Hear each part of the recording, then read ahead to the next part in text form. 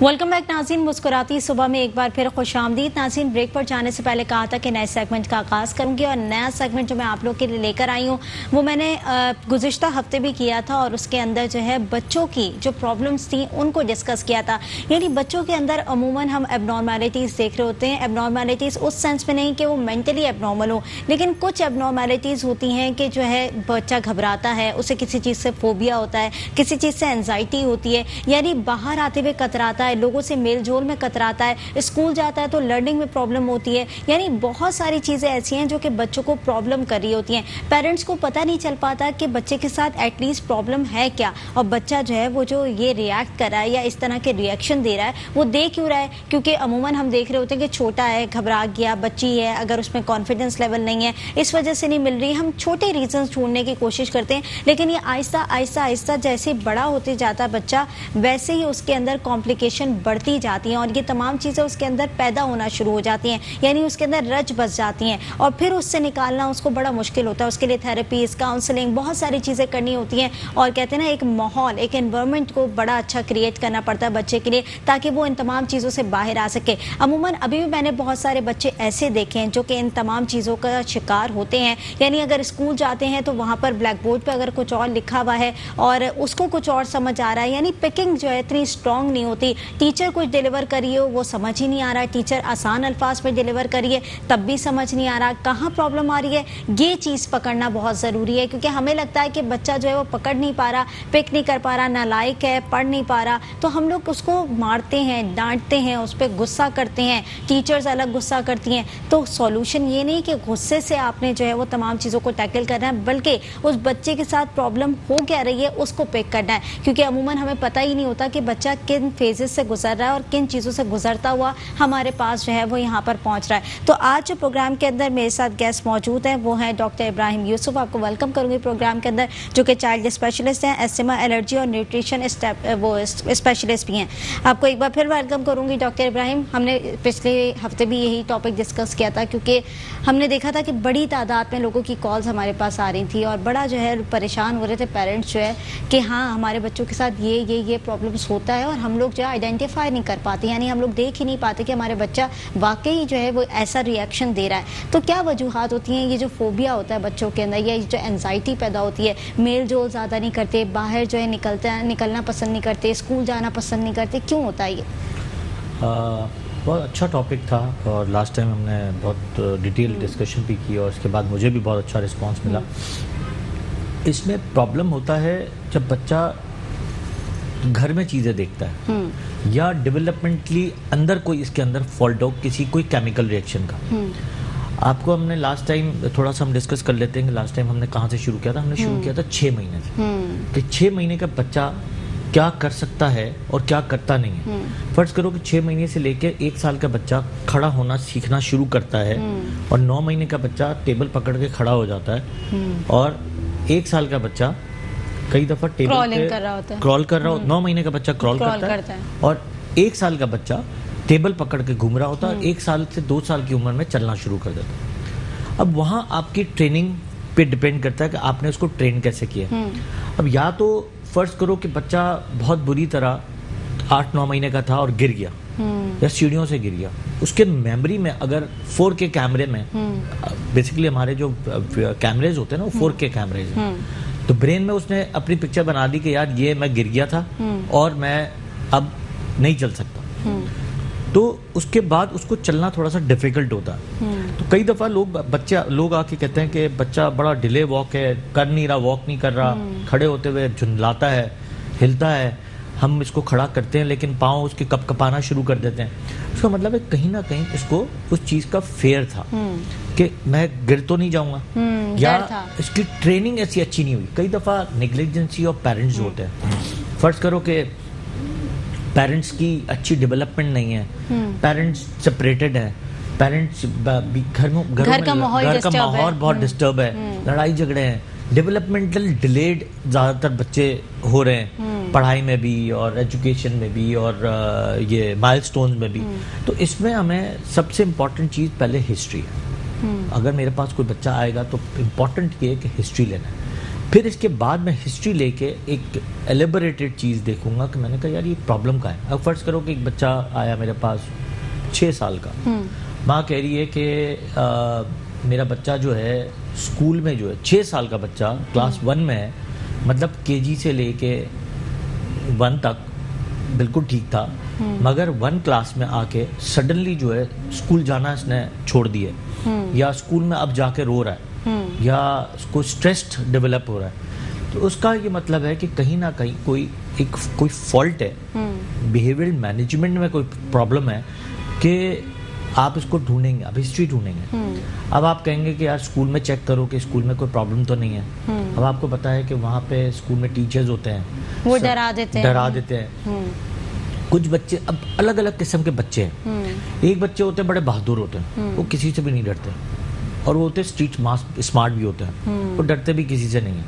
लेकिन कुछ बच्चे ऐसे होते हैं बड़े शाय से होते हैं, फौरन डर जाते हैं, उनका हार्ट रेट तेज हो जाता है, अगर बहुत ज्यादा डांट डपट लो तो यूरिनेट कर देंगे, रोने लग जाएंगे, यूरिनेट कर देंगे, चीखना चिल्लाना शुरू कर देंगे, या साथ कहीं जाके चिपक जाएंगे।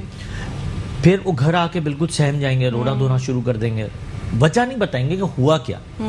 कई दफा उन्हें लगता है कि वजह बताएंगे तब भी हमें मार पड़ेगी, क्योंकि वो दिमाग में एक चीज चल रही होती है। ये तो है एक किस्म का फेयर। अब फेयर से आता है एक वर्ड ऊपर वाला आता है एंजाइटी। एंजाइटी डिसऑर्डर में जा रहा है बच्चा। अब वहां से आपकी एंजाइटी शुरू हो रही है। अब कई दफा पेरेंट्स ने उसकी बात सुनी नहीं, उसको स्कूल भेज दिया जबरदस्ती, स्कूल में और डांट पड़ रही है, या कई दफा सॉरी टू से कि दूसरे फाल भी बहुत हो रहे होते हैं, किसी को हाथ लगाना पसंद नहीं है, एक टीचर आके मुसलसल हाथ लगा रहा है, या लड़की हो या लड़का हो, टच फोबियाज जो होते हैं, इर्रेगुलर टच, ठीक है, तो उससे वो डर जाएगा। अब जो टीचर है या मदरसे में लोग हैं, या कुछ भी XYZ है, जो हम लोग देख भी रहे होते हैं टीवीज पे और टीवी शोज में, उससे बच्चा डर गया।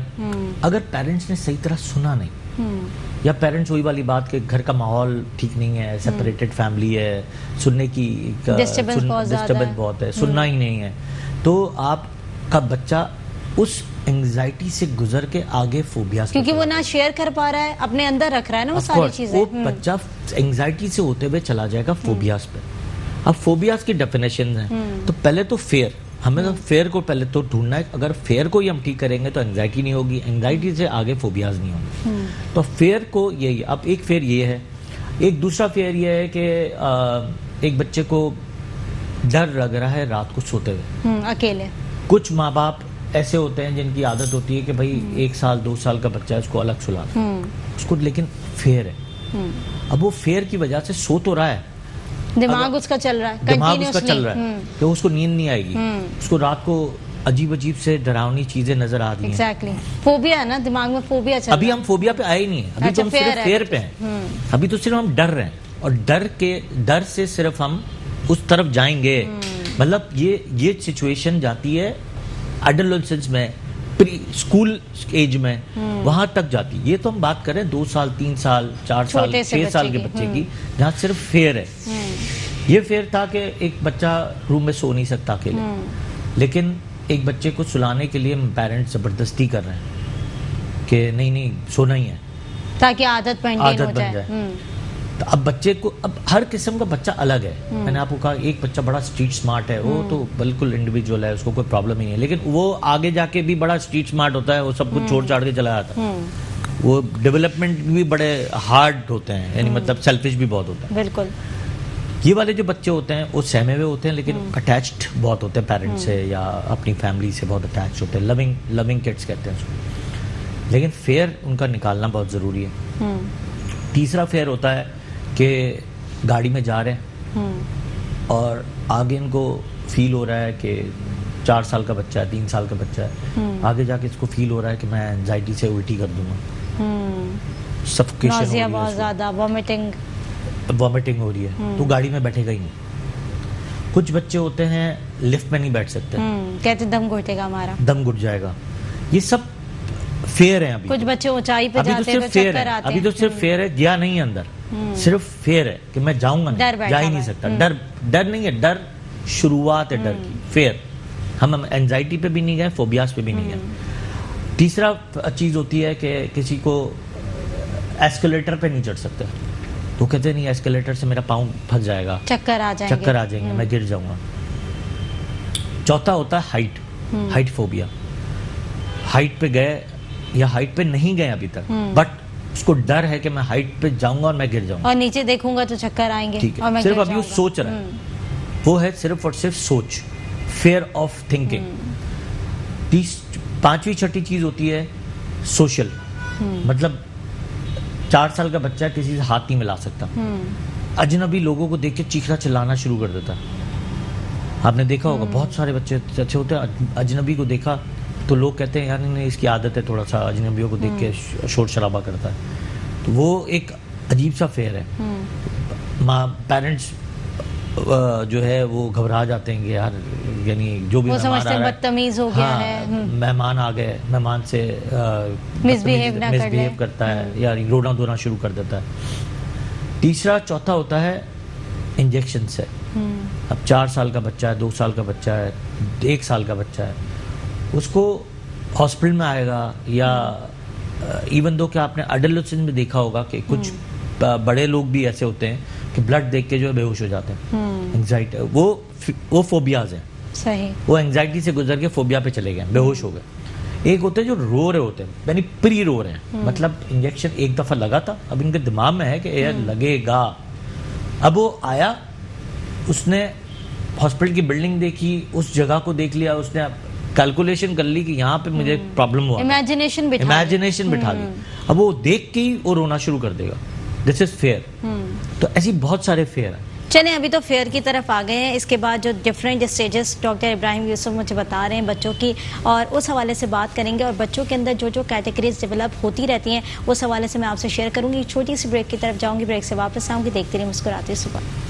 वेलकम बैक नाज़रीन, मुस्कुराती सुबह में एक बार फिर खुशामदीद। नाज़रीन, ब्रेक पर जाने से पहले बात कर रहे थे बच्चों की फेयर के हवाले से, यानी बच्चों के अंदर जो डर और खौफ बैठ जाता है वो क्यों बैठ जाता है और उसकी क्या वजूहात होती हैं, उस हवाले से हम बात कर रहे थे। क्योंकि पेरेंट्स अमूमन हम देख रहे होते कि वो पिक नहीं कर पाते कि बच्चे जो ये बिहेव कर रहे हैं या इस तरह की सिचुएशन जो बच्चे क्रिएट कर रहे हैं घर के अंदर या स्कूल के अंदर या दोस्तों की गैदरिंग के अंदर, या कोई भी मेहमान आ जाए तब ये इस तरीके की सिचुएशन में आ जाते हैं कि बहुत ज़्यादा मिसबिहेव करना शुरू कर जाते हैं, डर जाते हैं, खौफ में मुब्तला हो जाते हैं, या कहते हैं ना कि बहुत ज़्यादा चीखना शुरू कर देते हैं। तो ये वजूहात होती क्या है, इसको पिक करना बहुत इंपॉर्टेंट है। और जैसे कि हमने बताया कि एक नॉर्मल चीज़ नहीं होती, नॉर्मल चीज़ एक दिन रिएक्ट करेगा, 2 दिन रिएक्ट करेगा, उसके बाद नॉर्मल हो जाएगा और ज़िंदगी में नॉर्मलाइज आता जाएगा। लेकिन अगर वो डेली बेसिस पे इसी रूटीन में मुब्तला हो रहा है तो कोई ना कोई रीज़न ज़रूर होगा। तो इस रीज़न को जानना आपके लिए बहुत ज़रूरी है। अभी तो हम फेयर पे पहुंचे थे डॉक्टर इब्राहिम, आगे कौन से स्टेजेस होती हैं फेयर के बाद, कि जब आप कह रहे थे कि एंजाइटी लेवल तक पहुंचना भी बहुत दूर की बात होती है।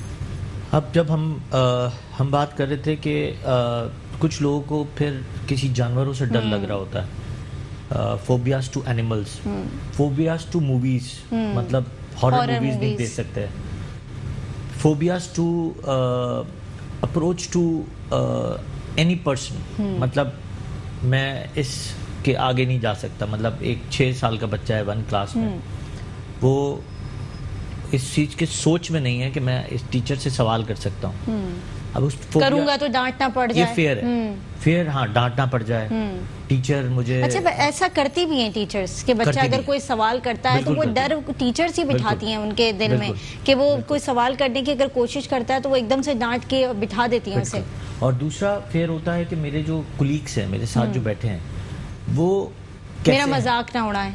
तो इस सिचुएशन में ये सारी सिचुएशन है कि अगर ये जितने भी हमने सिचुएशन देखे हैं, वो सिचुएशन को पहले तो पकड़ना है आपको। अच्छा, मेरा एक छोटा सा सवाल ये कि खदशात खुद डेवलप होते हैं, ये इमेजिनेशन की जो हम बात कर रहे थे, क्योंकि बच्चा ये सोच रहा है, इमेजिन कर रहा है, तो ये इमेजिनेशन खुद डेवलप होती है, अंदर ही अंदर सवाल भी हो रहे थे और अंदर ही अंदर जवाब भी मिल रहे होते हैं। इसके 3 वजूहात हैं। एक वजूहात तो है जेनेटिक्स, मतलब अब्बा अम्मा को था या किसी फैमिली में जेनेटिकली आ गया, जीन प्रॉब्लम थी।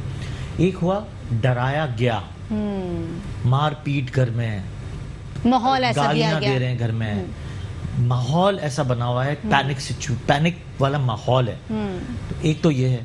तीसरा सिचुएशन बनती है अंदर ही हमारे अंदर कोई साइकियाट्रिक प्रॉब्लम है, तो आपको पहले तो डील नहीं करनी, पहले तो आपको पकड़ना है। यानी मतलब अगर कोई प्रॉब्लम है तो डोंट टेक ऑफ इट के इसको हम किसी पीडियाट्रिक साइकोलॉजिस्ट के पास या पीडियाट्रिशियन के पास ले जाएंगे, इसको इससे डिस्कस करेंगे तो ये चीज़ हमारे लिए कोई बैड थ्रो में आएगी या कोई इसका मजाक बना दिया जाएगा। Discuss with the specialist, don't discuss with the family कि यार ये बच्चा हमारे साथ ये प्रॉब्लम है, इसको हम डील कैसे कर सकते हैं। These days बहुत अच्छी टीचर्स आ गई हैं, साइकियाट्रिस्ट, साइकोलॉजिस्ट, पीडियाट्रिक साइकोलॉजिस्ट। ठीक है, एक कॉलर हमारे साथ मौजूद है जी। कौन और कहाँ से बात करें? हेलो, अस्सलाम वालेकुम। वालेकुम अस्सलाम जी। जी, मेरा डॉक्टर साहब से सवाल है। जी जी। मेरा जो बेटा है 3 साल का, वो स्कूल जाने में बहुत घबराता है, सुबह में या फिर ब्रश वगैरह में जैसे घबराता बहुत है। अच्छा, 6 साल का बच्चा उनका, वो घबराता बहुत है, रश देख ले स्कूल जाते हुए बहुत ज्यादा घबराहट होती है उसे। This is called social fear, then it convert लोगों से सोशल डर। फोबियाज। ये आगे जाके सोशल फोबियाज में हो जाएगा, लोगों से घबराते हैं। इसमें 2 चीजें होती हैं, एक तो बिहेवियर थेरेपीज होती हैं, एक होती है डिसेंसिटाइजेशन जो होती है, एक होती है आपकी बिहेवियर थेरेपी जो होती है। उसमें 2 चीजें होती हैं। एक तो स्कूल में जब बच्चा घबरा रहा है तो एक चीज़ ये होती है कि मैं कहता हूँ कि पेरेंट्स को खुद टीचर्स के साथ इन्वॉल्व होना चाहिए। टीचर्स को ये बात समझानी चाहिए कि कहाँ से इसको फेयर लग रहा है। दूसरे जो कुलीग्स हैं, इससे दोस्तियाँ आपको खुद करवा के देनी है।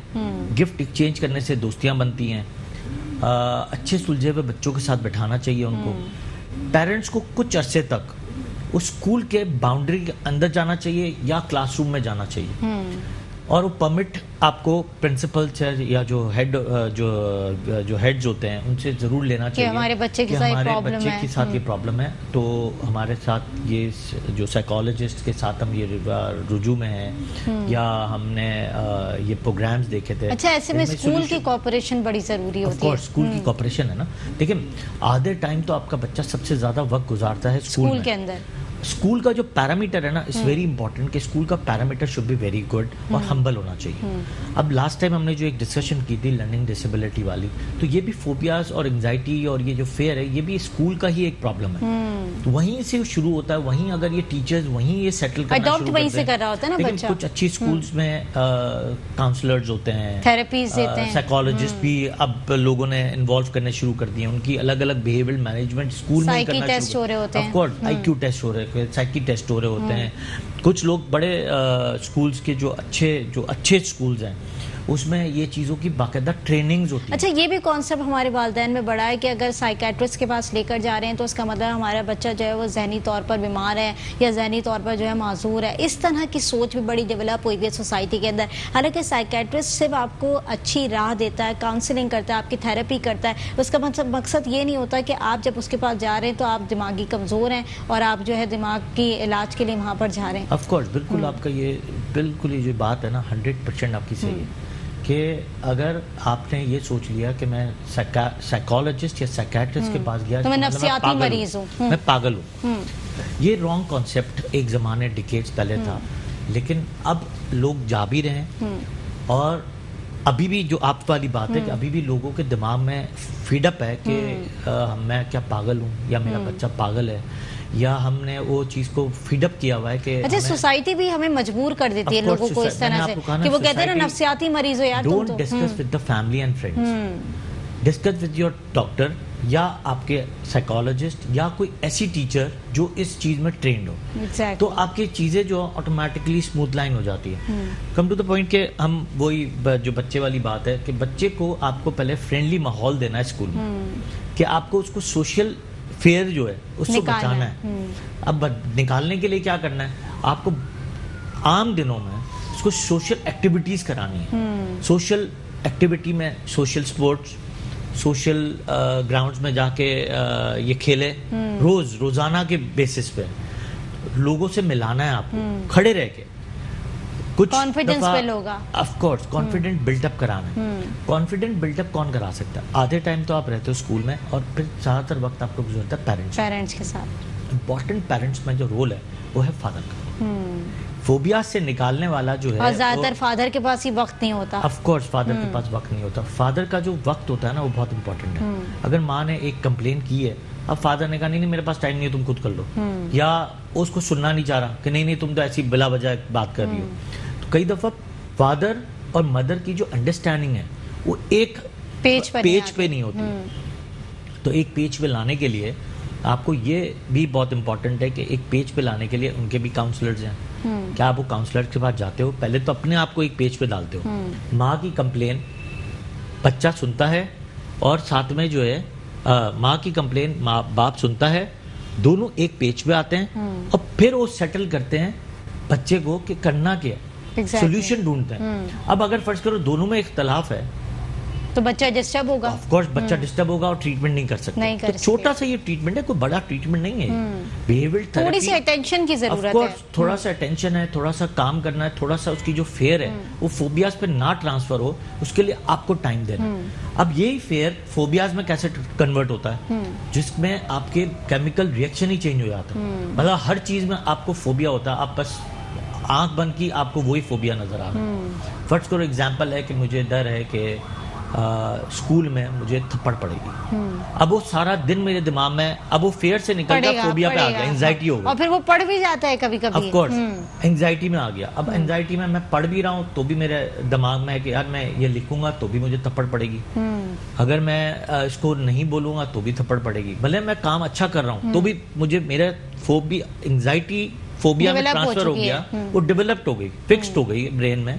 केमिकल ने रिएक्शन कर दिया कि बस अब तुम्हारे साथ तो यही होना है, तुम्हारी हर वक्त बेइज्जती होनी। बेइज्जती होनी नहीं है, मुझे सिर्फ डर है।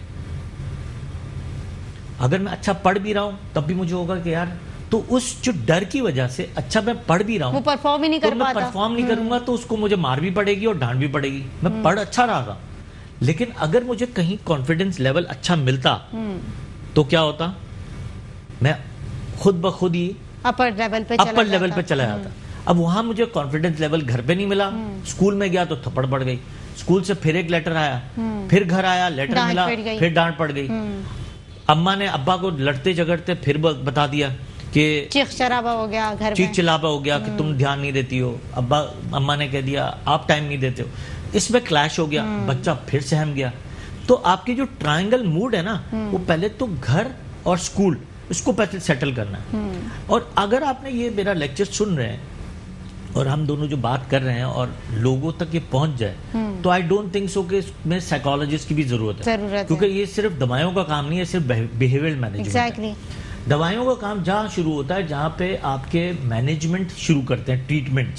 कौन सी वाली? अगर बिल्कुल ही बच्चा हाइपर हो गया, टेंट्रम्स आ गए हैं, बिल्कुल बच्चा आउट ऑफ कंट्रोल हो गया, मतलब एक सिर्फ स्पाइडर को दूर से देख रहा है या चिपकली को दूर से देख रहा है, और रिएक्शन कैसा रिएक्शन? एक तो है कि बस डर गया और रूम के अंदर चला गया, एक तो डर गया वहीं यूरिनेट कर दिया, वहीं उसका ब्लड प्रेशर लो हो गया, हार्ट रेट बिल्कुल तेज हो गई, पसीने पसीने हो गया और सोच रहा है कि बस मुझे तो इसलिए स्पाइडर ने खा जाना है और मैं मर जाऊंगा।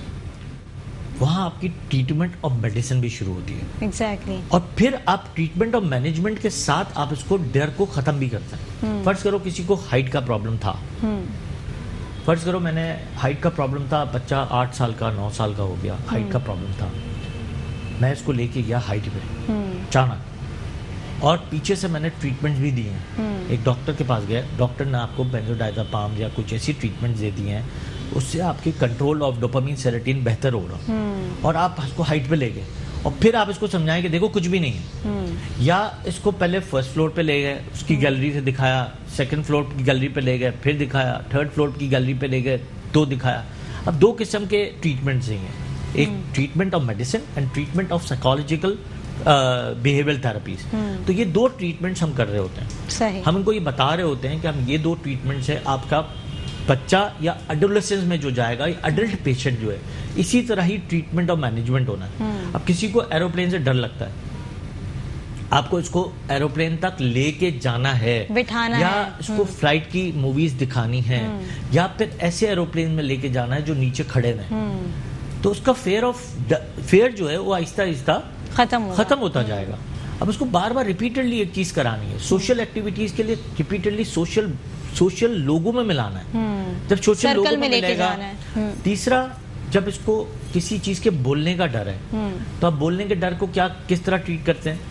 आप इसको एक आईना लेते हैं, मिरर, एक एयरफोन्स लगाते हैं और कोई स्पीच, बहुत स्लो स्पीच आप रिकॉर्डेड लगा देते हैं और इसके कान में जो आ रहा होता है, एक कान में आप सुनेंगे, एक कान में वो सुने, और इसको बोलेंगे मिरर के सामने बोलना शुरू करो। हिचकिचाहट निकलेगी। Of course that's a best treatment. ये हम ट्रीटमेंट सोशल फोबियाज में करते हैं। हम कहते हैं ना कि कॉन्फिडेंस लेवल को मेंटेन करने के लिए भी आप मिरर के सामने खड़े हो और अपने आप से बातें करो। स्टंटिंग में करते हैं, आपकी लैंग्वेज बैरियर्स में आप इसको करते हैं, आपकी जो लैंग्वेज को जो आपकी जो आप अपने तलफ़ुज़ को सही करते हैं, वो भी मिरर के सामने। ठीक है, कॉलर हमारे साथ मौजूद है जी। कौन है, कहाँ से बात करें? जी मैं हैदराबाद से बात कर रहा हूँ, तहजीब नाम है मेरा जी। ओसीडी के हवाले से पूछना था कि ओसीडी क्या बच्चों से हो जाती है तो पता कैसे चलता है? और मुझे इनकी आवाज बहुत स्लो आ रही है, क्या कह रहे हैं, दोबारा रिपीट कीजिए। ओसीडी जो है वो बचपन से हो जाती है या ओसीडी के जो मरीज होते हैं उनको क्या करना चाहिए, बचने का क्या तरीका है, हो जाए तो फिर किस तरह उसका ट्रीटमेंट करना चाहिए? ओएसडी की बात करें आप? ओसीडी की बात करें, ठीक है। ओसीडी कह रहे हैं कब होती है, कौन सी एजेस में होती है, और अगर ये हो जाए तो क्या ट्रीटमेंट होती है? ये सवाल मैं जो है वो इसका जवाब जरूर लूंगी, लेकिन एक छोटी सी ब्रेक की तरफ जाऊंगी, ब्रेक से वापस आऊंगी। देखते रहिए मुस्कुराती सुबह।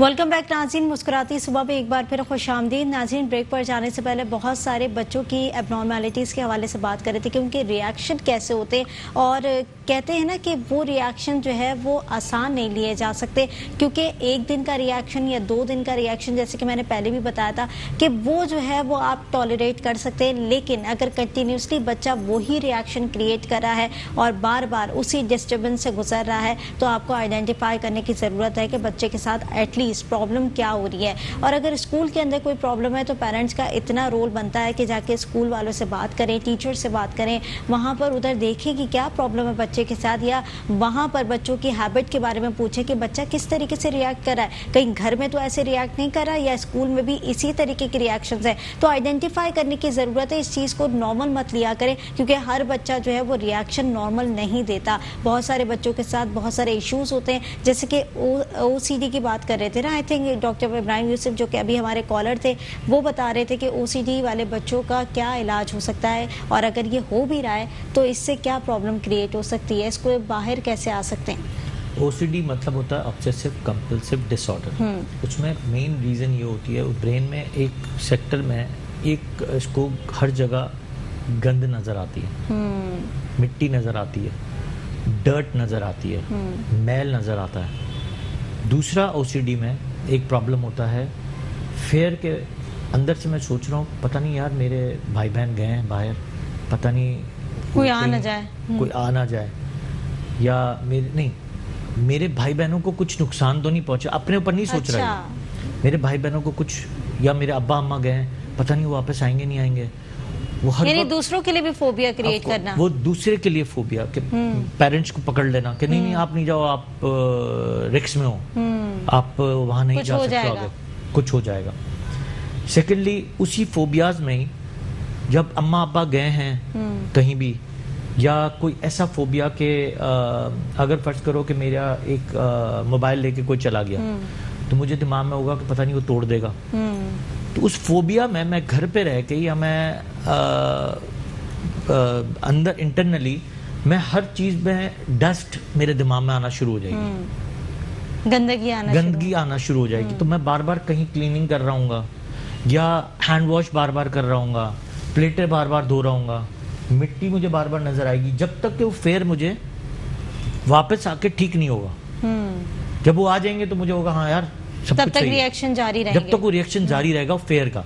जैसे आपने सोचा है ना कि एंजाइटी में कुछ लोग चॉकलेट्स खा रहे होते हैं, कुछ पानी ज्यादा पी रहे होते हैं, कुछ खाना ज्यादा खा रहे होते हैं, कुछ वॉक करना शुरू कर देते हैं, कुछ हंसना शुरू कर देते हैं।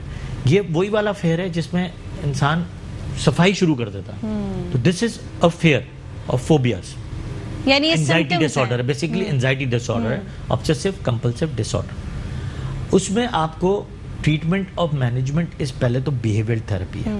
वही वाली बात कि you need a good psychologist, कि उसको पहले एक अच्छी टॉक करके समझाए कि ऐसा कुछ नहीं है।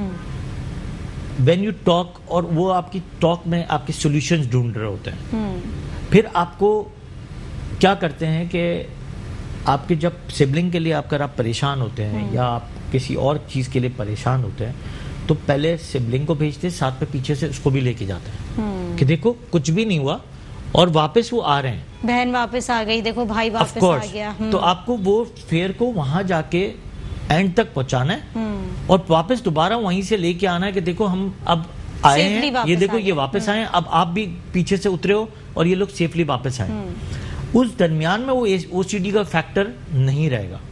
लेकिन अगर वो जब तक सोचता रहेगा तो वो सोचता ही रहेगा कि मुझे ये करते रहना है। तो ये एक बहुत बड़ा तो ऐसे बच्चे अपने आप को नुकसान भी पहुंचा सकते हैं? नुकसान इसमें नहीं होता बेसिकली, इसमें यही होता है कि बार बार हैंड वॉश करना, बार बार सफाई करना, लोग बड़े परेशान हो जाते हैं। अगर फर्ज करो माँ बाप घर में है या अम्मी घर में है, तो बार बार ये परेशान होते हैं कि है क्या। अब इसी में यही वाली बात जो हमने कहा कि पहले ही पकड़ के अगर आपने इसकी ट्रीटमेंट शुरू कर दी, वो इस लेवल पे ना। अब 2 ट्रीटमेंट्स हैं। अब तो मैंने आपको ट्रीटमेंट बताया बिहेवियरल थेरेपी की, और एक मेडिसिन की ट्रीटमेंट होती है।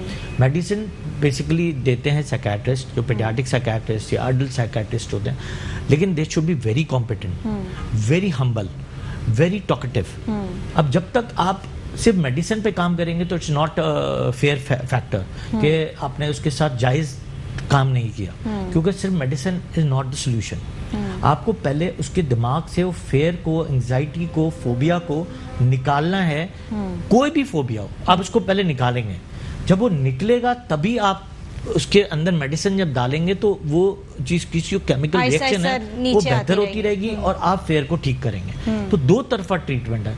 आप अगर सोचे कि सिर्फ मैं एक ट्रीटमेंट दे दूं और उसकी टॉक नहीं कराऊं, या फिर उसकी मैनेजमेंट, अब कॉग्निटिव बिहेवियर्स हैं, बिहेवियर थेरेपीज है, अब ये जब तक आपकी नहीं होंगी आप कभी भी ट्रीटमेंट की एंड तक नहीं पहुंच सकते। तो आपको एंड की ट्रीटमेंट तक पहुंचने के लिए you need both way to treat, medicine, behaviour therapy, cognitive therapy, और फेयर को निकालने के लिए पेरेंट्स की बहुत बड़ा साथ चाहिए होता है। पहले तो अडॉप्ट करें कि इसके साथ प्रॉब्लम है, हम इसको ठीक करेंगे, ठीक हो जाएगा। सही। कोई भी प्रॉब्लम मैंने आज तक नहीं देखा कि अगर कोई चीज़ प्रॉब्लम हो, इवन दो के लास्ट टाइम हमने बात की लर्निंग डिसेबिलिटी पे, लर्निंग डिसेबिलिटी पे मैं चैलेंज करता हूँ कि अगर आपने हमारे प्रोग्राम देखा हो और इसके बाद आपने अच्छी टीचर या अच्छे पीडियाट्रिक साइकोलॉजिस्ट से बात की हो, तो आपका बच्चा उस चीज से निकल जाएगा।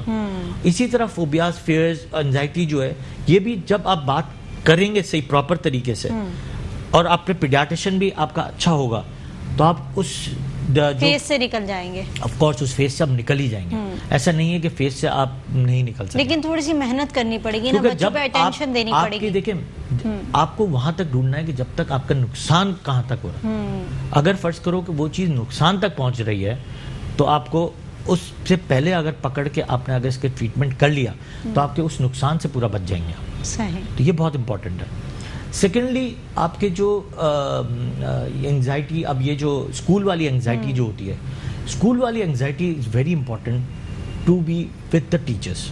अगर टीचर्स आपकी अच्छी हो जाएं, टीचर्स एजुकेटेड हो जाएं और एजुकेशन लेवल का मयाद अच्छा हो जाए। देखिए आपको बात बताऊं, आजकल की टीचर्स का प्रॉब्लम ये है कि दे डोंट अंडरस्टैंड कि ये बच्चे के साथ प्रॉब्लम क्या है, क्योंकि एक ए लेवल्स पढ़ के, ओ लेवल्स पढ़ के उसने तो अपना काम कर लिया है और अब टीचर बन गई, शौकिया, उसने 9 to 2 की जॉब करनी है और उसके बाद जो है कंसंट्रेशन डेवलप नहीं कर पाती बच्चों के साथ। अगर फर्ज करो कि स्कूल्स की, जैसे आप हॉस्पिटल में जाएं तो हॉस्पिटल में एक एमबीबीएस डॉक्टर होगा, वही डॉक्टरी कर सकता है। कंसल्टेंट होगा तो कंसल्टेंट की प्रैक्टिस कर सकता है। स्टाफ होगा, कंपाउंडर का काम करेगा। कंपाउंडर तो अलग होता है ना, उसकी भी अब सर्टिफिकेशंस है। अच्छा। स्टाफ जो होता है वो आरएन है, उसकी 4 साल की डिग्री है, अब 5 साल की हो गई है, वही आपके स्टाफ के लेवल पे पहुंच सकता है। सबके लाइसेंस है। स्कूल में ऐसे कोई रूल एंड रेगुलेशन नहीं है। स्कूल में अगर ये रूल एंड रेगुलेशन हो कि मिनिमम डिग्री जो है बीएड होना चाहिए, इसके बाद एमएड होना चाहिए, आपकी स्कूल का जो लेवल ऑफ पढ़ाई है वही स्टैंडर्ड पे पहुंच जाएगा जो एक 20-30 साल पहले जो स्टैंडर्ड ऑफ पढ़ाई थी, सेम लेवल पे पहुंच जाएगी। जो अब इस लेवल पे जो जिस तरह बच्चे पढ़ रहे हैं, वो level of studies is not the study which we have. तो रट्टाफिकेशन पे लेके चल रहे हैं ना, रट्टाफिकेशन है, प्लस साथ में मैंने कहा ना कि कंसंट्रेशन नहीं है। जो एजुकेशन लेवल है वो जो लड़की या लड़का पढ़ पढ़ा के लिखा, आया है, पढ़ा लिखा है ही नहीं, वो तो ए लेवल्स करके अपने एग्जाम्स दिए हैं और वो इसने पढ़ाना शुरू कर दिया। हाँ, अगर वो मास्टर्स की तरफ जा रहा है, बैचलर्स पढ़ रहा है, तो उसको पता होगा मुझे रोज पढ़ाना क्या है, कैसे पढ़ाना है, कैसे मुझे उस बच्चे को निकालना है। देखिए, आर्ट वो नहीं है कि कौन सा बच्चा आपको जीनियस बच्चे को आपने पढ़ा लिया, आर्ट आपने बना लिया, स्कूल्स में ए ग्रेड्स आ रहे हैं, बी ए ग्रेड्स सारे आ रहे हैं। जब आप डल बच्चे पे मेहनत करें, ऑफ कोर्स ये इंपॉर्टेंट है। टीचर का काम है डल बच्चे पे मेहनत करके इसको आप ए पे अगर वो अच्छे ग्रेड ला रहा है तो आपकी अचीवमेंट है, वो आपकी अचीवमेंट है, वो आपकी हम्बलनेस है, वो आपका जो है सदका जारिया है। अगर आपने उस बच्चे को आपने ग्रेड ए पे पहुंचा दिया, आप तब सोचें कि आपने अपने जो कमाई है उसको हलाल की। टीचर्स क्या करती हैं, बस वो जो डल बच्चा होता है उसको माँ बाप पे डाल देती है, माँ बाप को कहती हैं कि ये आपकी जिम्मेदारी है, आप पढ़ाएं। क्योंकि लेकिन आप ये सोचें कि आज का तो बड़ा सुबह अच्छा 7 उनको बजे मिल से गया लेके है, ट्रेंड की डायरी में नोट लिख के भेज देते हैं बस। 7 बजे से लेके 2 बजे तक बच्चा आपके पास है, तो आप अगर टीचर की क्वालिफिकेशन ही अच्छी नहीं होगी, ऑफ कोर्स वो आपका बच्चा तो कभी भी उस ग्रेडिंग में आएगा ही नहीं। वो पकड़ के नहीं देगी वो आपको कि इसको ये प्रॉब्लम है। वो तो कहेगी बच्चा डल है, बच्चा समझता नहीं है, बच्चा काम ही नहीं कर रहा, बच्चा फेयर है, आप लेके जाएं दूसरी स्कूल में दिलवाएं। तो स्कूल चेंज होते रहेंगे, मगर आपकी जो प्रॉब्लम्स हैं वो ट्रीटमेंट नहीं होगी। यानी इंटरनली प्रॉब्लम है, उसको सॉल्व करना फिर चाहिए। पेरेंट्स की बात ये आती है कि पेरेंट्स को फाइंड आउट करना है, अगर मेरे साथ बच्चे के साथ प्रॉब्लम है तो you have to find it out that teachers, pediatric psychologist. Secondly आपको ढूंढना है कि इसकी ट्रीटमेंट हम अभी से करेंगे तो एडोलेसेंस में, अडल्ट में जाके ये एक अच्छा जो बेहतरीन स्टूडेंट और बेहतरीन इंसान और बेहतरीन जो है सोशल नेटवर्किंग वाला इंसान बन सकेगा।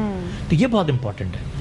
तो जब तक आप इन चीज़ों पे फोकस नहीं करेंगे, कभी भी आप उस मयाद पे नहीं पहुंच सकते। अच्छा, एक फोबिया ऐसा भी होता है कि बच्चे जो है वो फोबिया अपने दिमाग में बिठा लेते हैं और फिर कहते हैं कि हम अपनी ज़िंदगी को ख़त्म कर देंगे तो ही हमारा सॉल्यूशन निकलेगा। तो ऐसे भी कोई फोबिया होते हैं? ये वो फोबिया नहीं है, ये अब हो गया फोबिया से आगे दर्जे अच्छा। का। इसमें तो डिसऑर्डर्स हो गया, बाइपोलर डिसऑर्डर्स हो गए, सिजोफ्रेनिक हो गए, ये सारे डिसऑर्डर्स की जिंदगी खत्म करेंगे तो ही सॉल्यूशन है। ये छोटे से बड़े में जब ट्रांसफर हुआ ना, जब ये सारी चीजें ट्रांसफर ऑफ मैकेनिज्म खराब होता गया और केमिकल रिएक्शन और ऐसे बहुत सारे केसेस हमारे सोसाइटी के अंदर हैं जो बच्चे खुदकुशी कर चुके हैं। आपको बात बताऊं, ये आपने पकड़ने 5% बच्चे ही होते हैं ऐसे, 95% बच्चे ऐसे नहीं होते, लेकिन जो 5% बच्चे हैं वही आपको दिख रहे होते हैं ऐसे। अब वो 5% बच्चे आपको बहुत ज्यादा एग्रीवेशन में नजर आते हैं, प्रॉब्लम में नजर आते हैं। अगर आपने 5% में से 3% को भी सेटल कर लिया तो वो अचीवमेंट है। सही, यानी सेटल आउट करना बड़ा इंपॉर्टेंट है। सेटल आउट करने के लिए बच्चों के लेवल पे गिरना होगा और बच्चों के लेवल पे गिरकर सेटल आउट होना पड़ेगा। लेकिन पेरेंट्स के हमेशा यही खदशात होते हैं, पेरेंट्स की हमेशा यही बात होती है कि हमारा बच्चा जो है ये अगर रिएक्ट कर रहा है तो अभी छोटा है तो रिएक्ट करेगा, लेकिन जब कंटिन्यूसली वो बढ़ता रहता है या उसकी एज ग्रोथ आगे निकलती रहती है तो फिर उसको नाम देते थे ये तो जिद्दी है। ऑफ कोर्स उसको कहते हैं स्टबन बना दिया। अब ये लाड प्यार वाले बच्चे जो होते हैं, अब एक एग्जाम्पल लेते हैं कि एक बच्चा है, उसको ज़िद्दी बनाने के लिए आपने फर्ज करें कि एक एग्जाम्पल लेते हैं कि एक नाम है किसी का, नाम के हिसाब से एक पेशेंट को आपने बताया कि ये इसका नाम है और दूसरे इसका निकनेम भी बता दिया, मगर घर में कहा जाता है कि नहीं तुम्हारा नाम ये पूरा है, मगर तुम्हें अगर ये नाम पे कोई बोले तो तुम्हें एग्रीवेट हो जाना है। तो ऐसी भी सिचुएशन ट्रेनिंग दी जाती है, ट्रेनिंग दी जाती है। अब वहाँ ये फैक्टर आता है कि माँ बाप की क्लैशेस, माँ बाप की ना बनना, घर में माहौल डिस्टर्ब होना। अब वो माँ के लिए चढ़ा रहे हैं, माँ अब्बा के लिए चढ़ा रही है, वो बच्चा जो है दिमाग में लेता है कि मुझे अब अपनी जिद को मनवानी है। फर्ज करो मैंने एक नाम, पूरा कंप्लीट नेम था, उन्हीं लिया, मैंने छोटा सा नाम ले लिया उसका। अब उसने कहा नहीं ये तो उस पर लड़ाई झगड़े शुरू कर दिए उसने। आपने फिर सबको, अम्मा इन्वॉल्व हो गई, इतने सारे बच्चे, अम्मा इन्वॉल्व हो गए। अम्मा ने कहा नहीं अब एक काम करो, बस सब सॉरी बोलो उसको।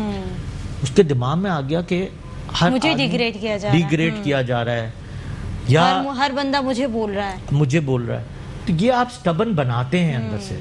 देखिए वहां आपको फीलिंग ऑफ थॉट्स को सही करना है। अब फीलिंग ऑफ थॉट्स को सही करने के लिए आपको पहले तो इसको एहसास दिलाना है कि ये जो भी तुम्हें पुकार है सही है, कोई बात नहीं, we can settle it down, हम इसको आराम से इसको सेटल कर तहम्मुल सकते से हैं, इसको तहम्मुल से कर सकते हैं, समझा सकते हैं, सोल्यूशन दे सकते हैं, जो दूसरे बच्चे हैं उनको समझा सकते हैं। तो ऐसे में ये सारी सिचुएशन में घर की इन्वॉल्वमेंट सबसे ज्यादा है।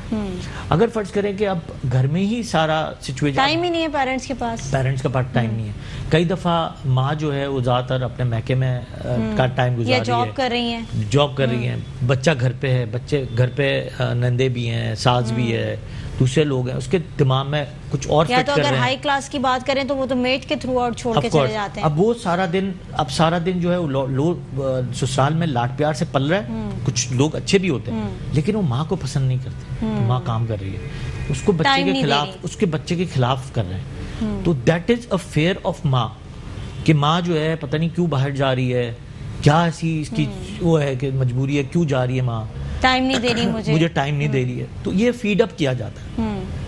तो फीड अप भी ये इम्पोर्टेंट है कि आपके जो पूरे घर है, घर का माहौल आपको सही करना जरूरी है। बहुत सारे लोग देखिए सुनने वाले होते हैं, उनको अगर हम ये मशवरा दें कि पूरा घर अगर इन चीजों से परहेज करे, देखिए At least बच्चों के आगे। इंसानियत और माहौल अच्छा बनाना इट्स वेरी इंपॉर्टेंट। बच्चों की training is a cause of इंसानियत।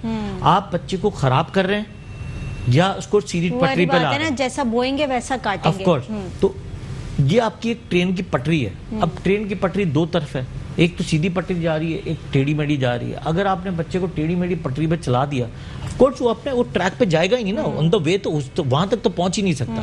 वो पहुंचेगा पता नहीं कहां पे क्योंकि पहुंच तरबियत जाएगा। वहीं से स्टार्ट हो Of गई ना। course. अब जब तरबियत का लेवल आ जाता है पेरेंट्स का, तो फिर तरबियत जैसी आप करेंगे बचपन में, बच्चा बड़े होके वही रिएक्शन देगा और उसी ट्रैक पर चलेगा, जैसे कि हमने बात की। तो तरबियत का रोल बड़ा होता है और इसके लिए पेरेंट्स को बहुत ज्यादा अपना रोल अदा करना होता है, अपना किरदार अदा करना होता है, बच्चों को टाइम देना होता है, उसको डिसिप्लिन में रखना होता है। तो बहुत सारी जो कोताहियां हैं वो हम अपने घर से ही कर रहे होते हैं बच्चों के साथ। तो कोशिश करें कि बच्चों के लेवल पे गिरकर बच्चों को समझें, बच्चों की क्या प्रॉब्लम है उसको आइडेंटिफाई करें। बहुत शुक्रिया डॉक्टर इब्राहिम, आपने प्रोग्राम के अंदर वक्त दिया, बहुत सारी हमने बातें की। नाज़रीन, प्रोग्राम का वक्त खत्म हो गया, मुझे मेरी पूरी टीम को दीजिए इजाजत। अल्लाह ने के बाद।